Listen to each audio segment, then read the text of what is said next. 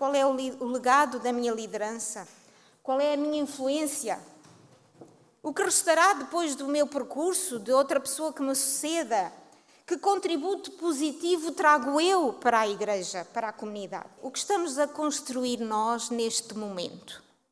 Líderes que deixam marcas são aqueles que têm uma caminhada espiritual, em que têm altos e baixos, mas que aceitam os seus erros e buscam o perdão de Deus.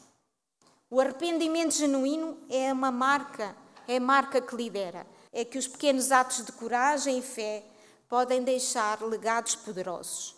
Não são os grandes homens que mudam o mundo, mas os fracos e os pequenos nas mãos de um grande Deus.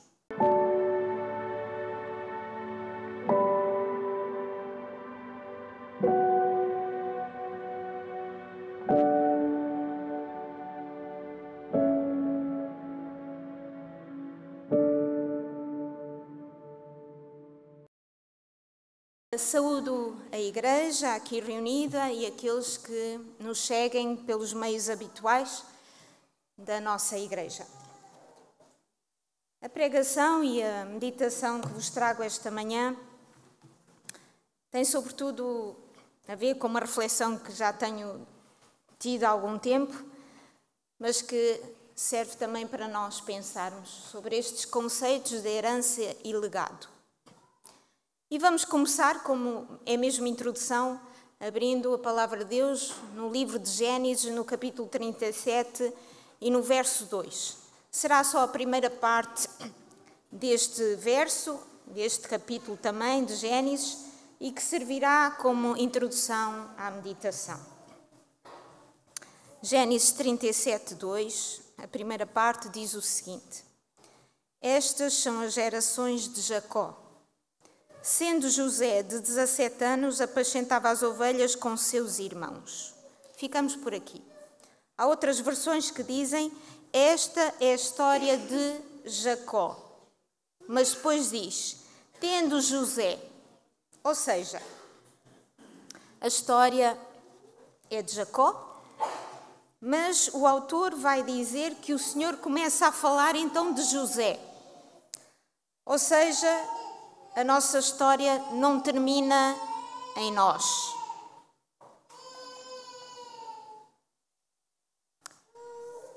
A nossa história, ela tem uma continuidade. Mesmo quando já não estivermos fisicamente nesta terra. Vai continuar através dos nossos descendentes, dos nossos filhos. E Deus, quando se apresentava, tinha sempre uma forma de se apresentar muito característica. Eu sou o Deus de Abraão, Isaque e Jacó. A promessa de Deus para a esposa de Abraão, Sara, foi a mesma promessa que Deus vai fazer a Rebeca e a Raquel. E estas três mulheres, estas três esposas destes patriarcas, de gerações diferentes, a promessa continua, farei de ti uma grande nação. E é interessante que há alguma coisa que nos chama a atenção. É que estas três mulheres tinham alguma coisa em comum. Todas elas eram estéreis. Todas elas não geravam filhos. Então, naturalmente que estes patriarcas não iam ter descendência, segundo a primeira abordagem que nós temos desta reflexão. Mas a promessa continuava, farei de ti uma grande nação. E as promessas que Deus tem para cada um de nós não terminam em nós. Então, a primeira pergunta para mim própria e para vós é, o que estamos a construir nós neste momento? O que vamos definir agora vai influenciar para a frente, vai influenciar a nossa história. Vamos desbravar um bocadinho este assunto à luz da Bíblia, com exemplos muito práticos da Bíblia e, sobretudo, com o período dos juízes. E como o livro de Juízes, este foi um período em que a liderança de Israel passou por altos e baixos, por fases complexas, de transição, de instabilidade. Foram 200 anos em que vários juízes deixaram exemplos que vão ilustrar lições importantes sobre a liderança à luz da Bíblia. E é sobre a liderança e sobre, certamente, o legado e a herança que vamos abordar esta manhã. Eles foram líderes e juízes carismáticos, muitos deles, e os seus exemplos vão nos ensinar aspectos bastante relevantes.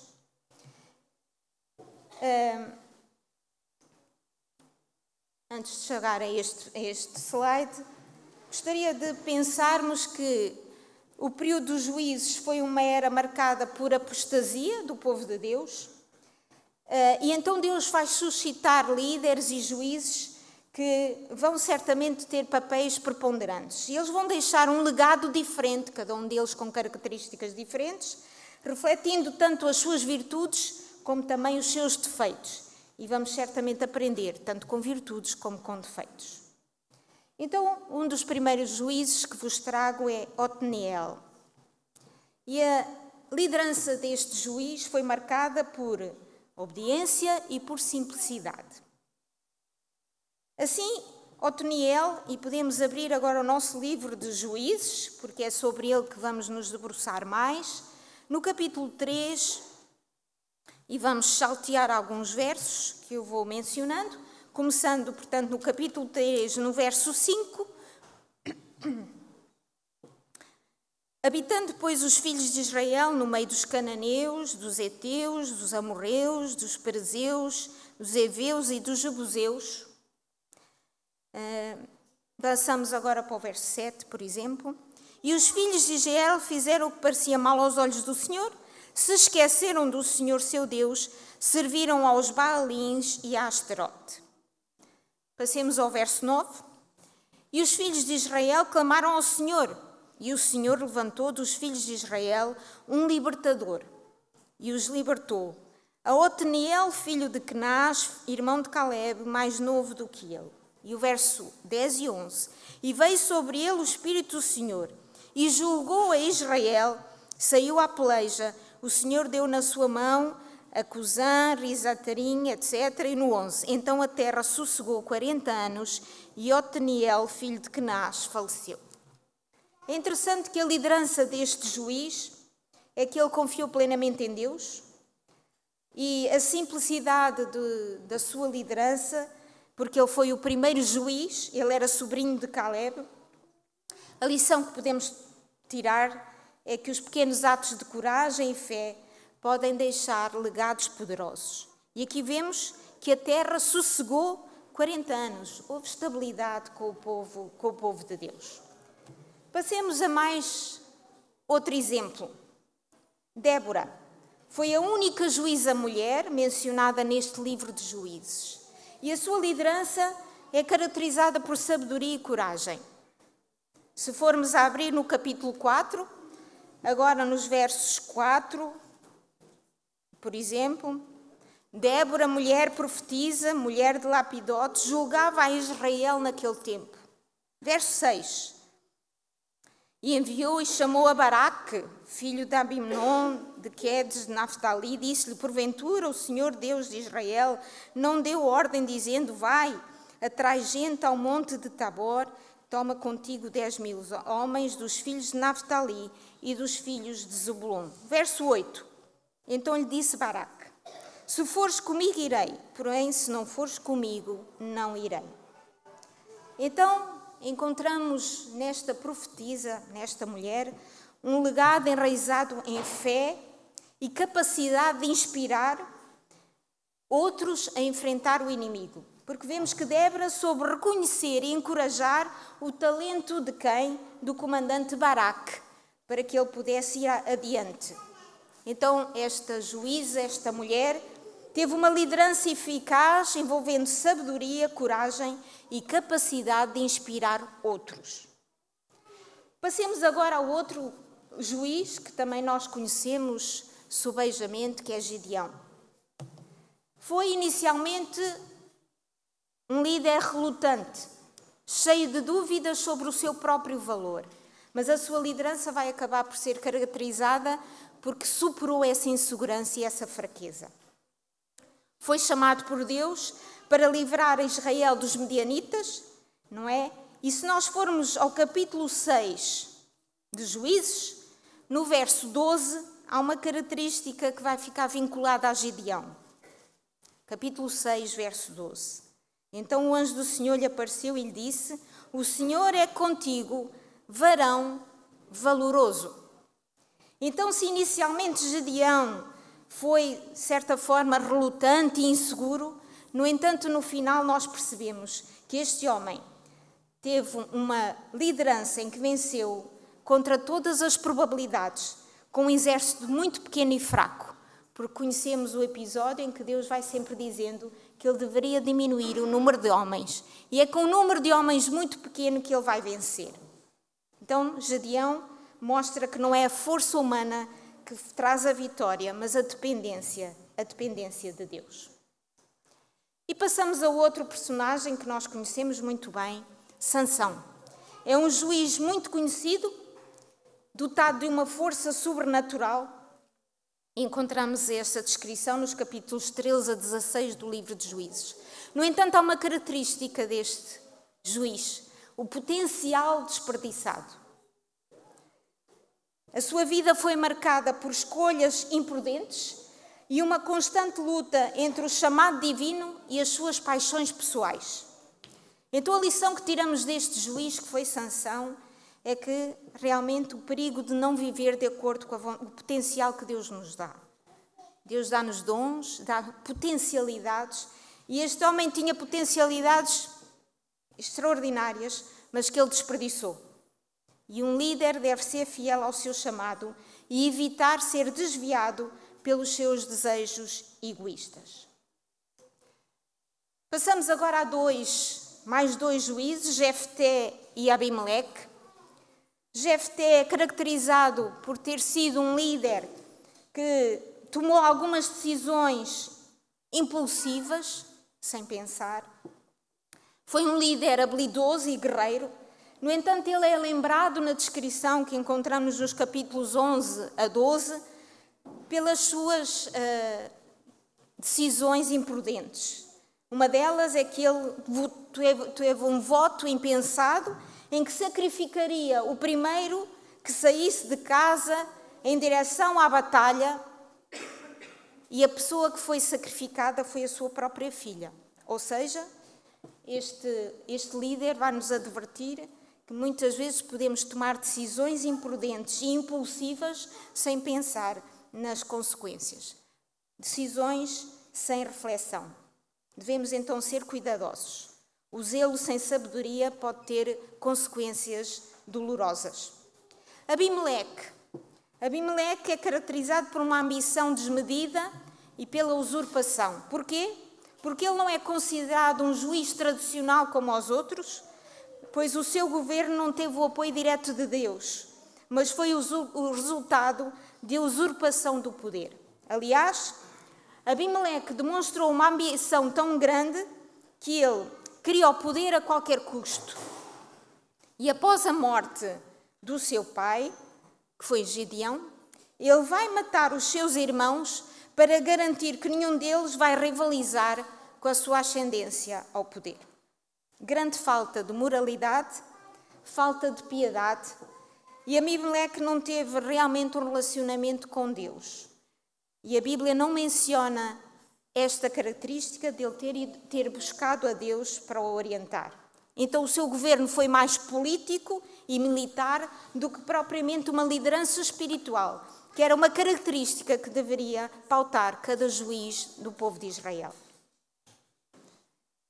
Assim, o legado coletivo dos juízes, ciclos de quedas e de redenção, são repetidos ao longo do livro de Juízes. E aquilo que gostaria de vos deixar certamente como reflexão sobre este punhado de homens e mulheres é que o exemplo dos juízes mostra e revela que o caráter e as escolhas daqueles que lideram têm um impacto profundo e duradouro na vida daqueles que estão à volta. E, sobretudo, no livro de Juízes, as suas decisões, as suas escolhas tinham um impacto profundo na vida de toda uma nação. Depois, há um exemplo de outros líderes que não deixam qualquer legado, não deixam qualquer marca.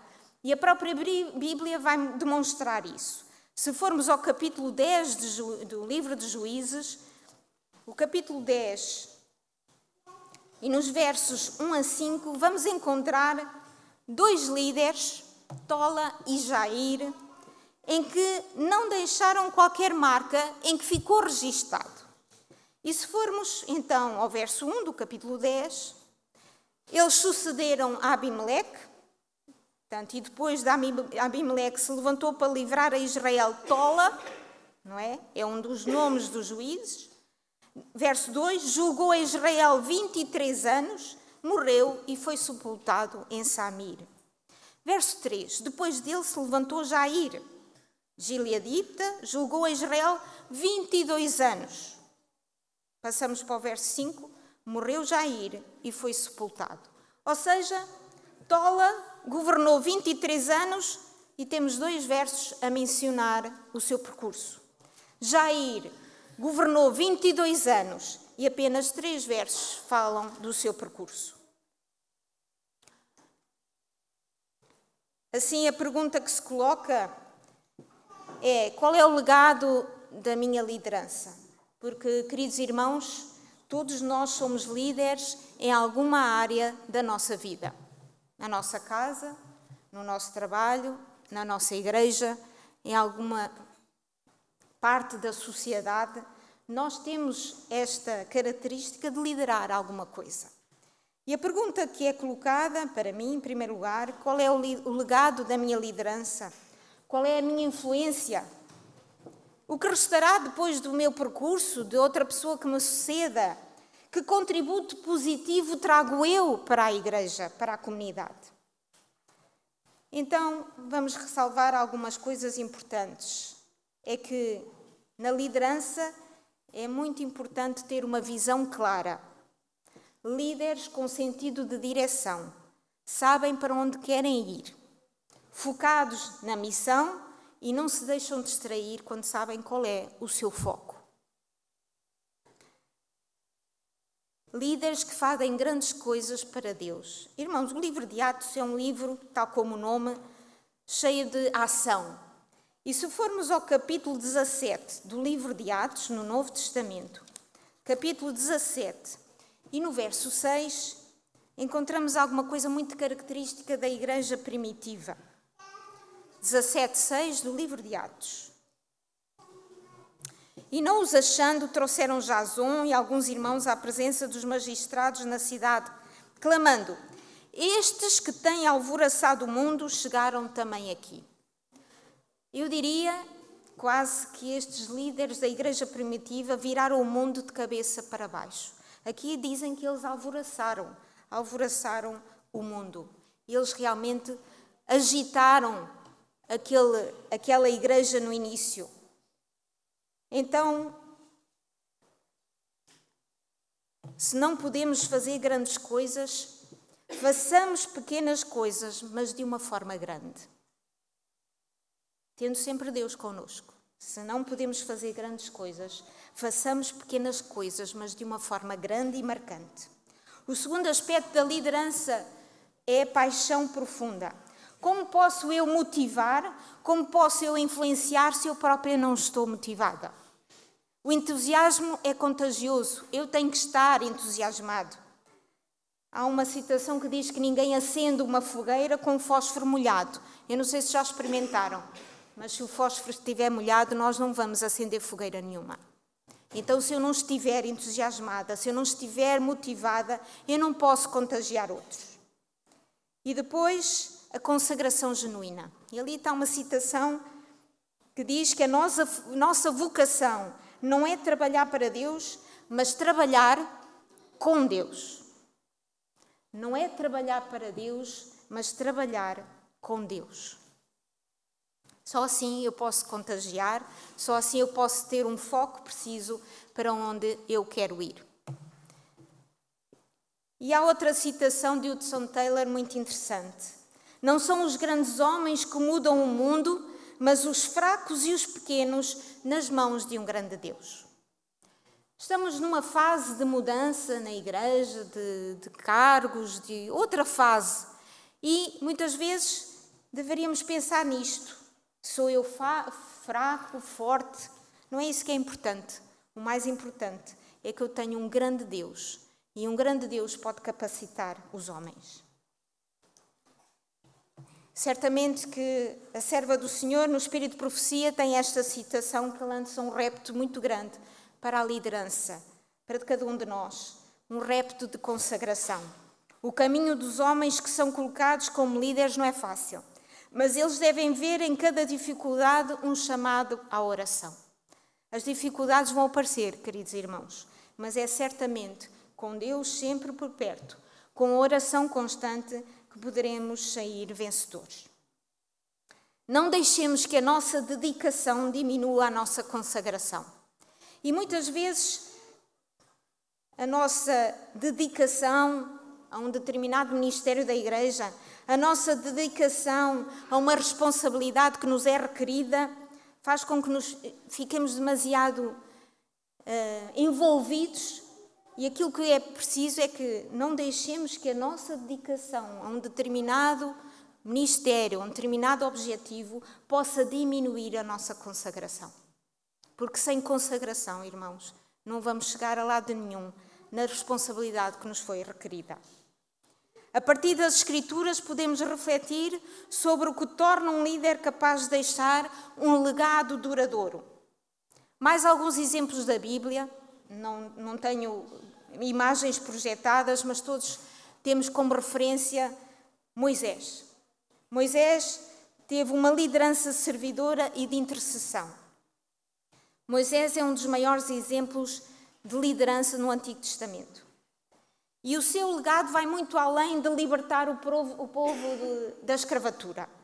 Moisés era um homem de oração, de intercessão. Se nós formos a Êxodo, no capítulo 32, nós vamos encontrar no verso 32 também, Êxodo 32, verso 32,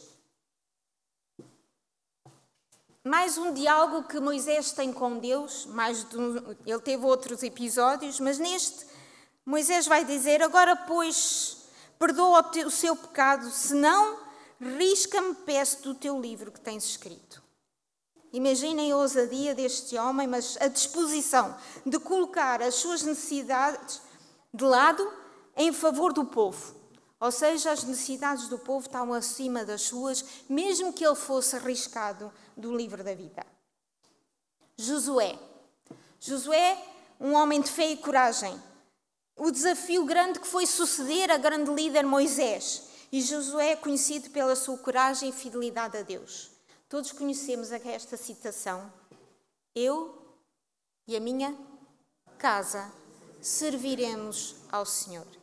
Ou seja, Josué mostra um compromisso em ser um exemplo para o povo, em ser um exemplo para a sua casa, para o seu círculo mais restrito, mas ser um exemplo para o povo. Liderança baseada na fé e na coragem de seguir na direção certa. Podemos pensar em Davi. E Davi teve tantos altos e baixos, mas Davi é denominado por Deus um homem segundo o coração de Deus.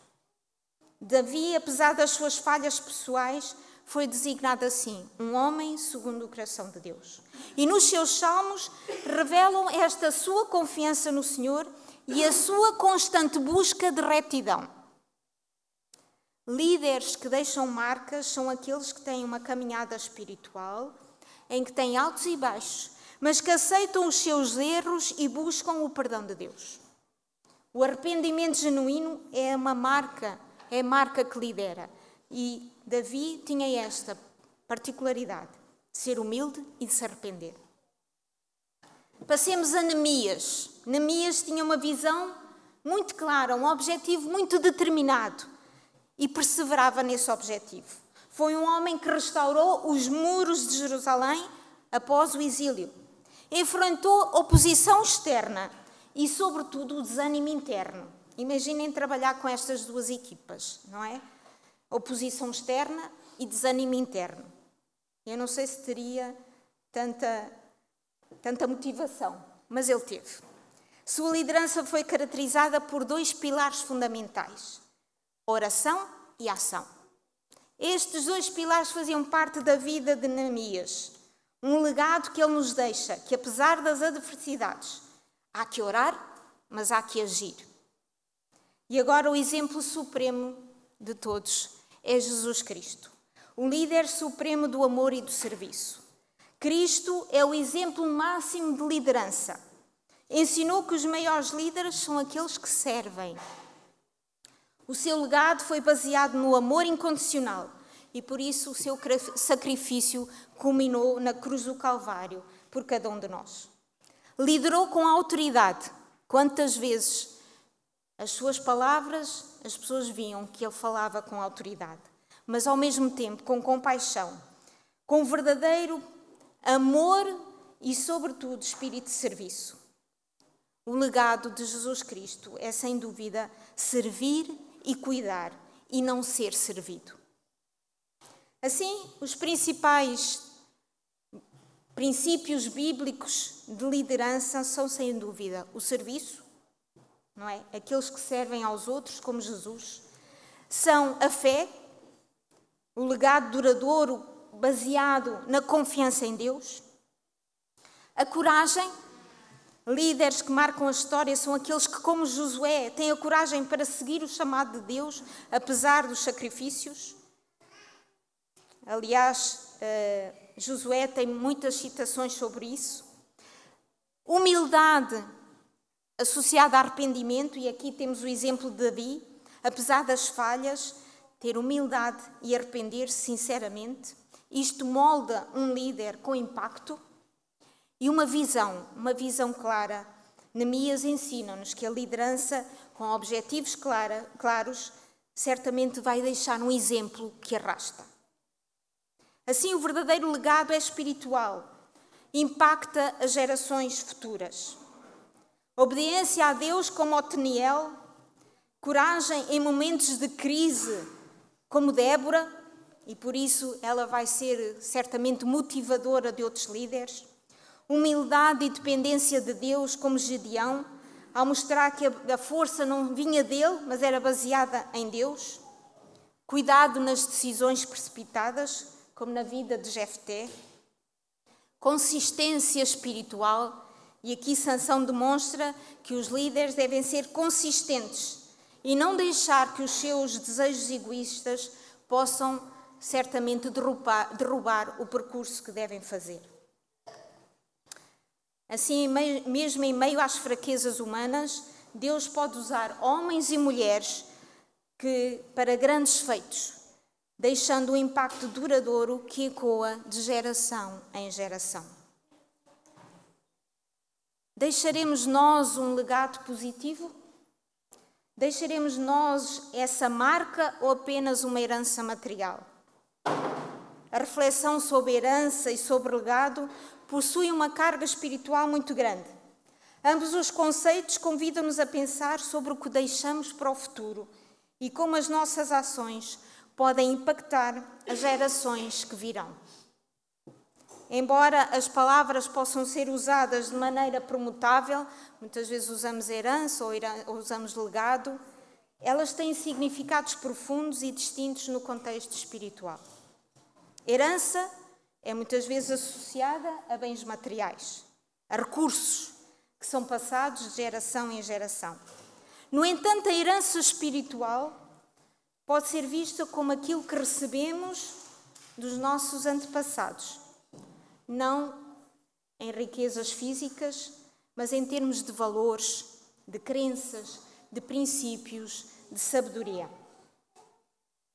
A herança espiritual é algo que nos liga a uma história mais ampla, a um propósito coletivo. Ensina-nos o caminho da gratidão, da continuidade e da responsabilidade. Todos nós temos familiares ou pessoas que nos deixaram certamente uma herança marcante. Na minha família tenho muito esta herança e este legado. O legado, então, está ligado muitas vezes ao que deixamos para aqueles que estão à nossa volta. Vai além do material, obviamente, àquilo que semeamos no coração dos outros, das pessoas, dos nossos relacionamentos. O legado espiritual está presente nas nossas ações, nas nossas atitudes, na maneira como vivemos até a nossa fé. É mais intangível, mas profundamente transformador. O legado pode ser a minha prática espiritual, pode ser uma mensagem, um exemplo de solidariedade, de compaixão. É aquilo que vai influenciar outros depois da minha partida, depois que eu não esteja cá. Qual é a nossa herança espiritual? O que aprendemos com aqueles que vieram antes de nós? Quais são os valores que moldam a minha espiritualidade?